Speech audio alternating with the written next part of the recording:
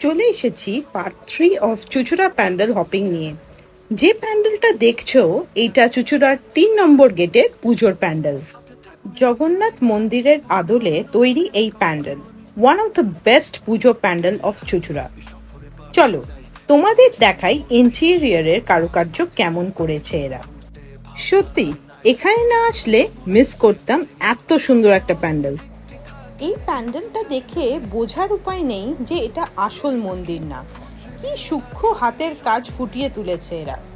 Ceiling এর কাজটা দেখেছো কি সুন্দর বানিয়েছে, আমার অসাধারণ লেগেছে অনেস্টলি। আমি পারপাসলি এই প্যান্ডেলটার জন্যই আলাদা একটা শর্টস বানিয়েছি তোমাদের ভালো করে ঘুরিয়ে দেখাবো বলে।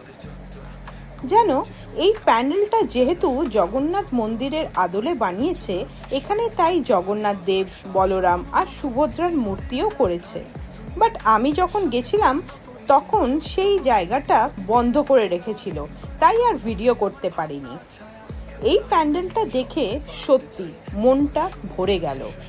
তোমরা জানিও তোমাদের কেমন লাগলো এই প্যান্ডেলটা। বাই।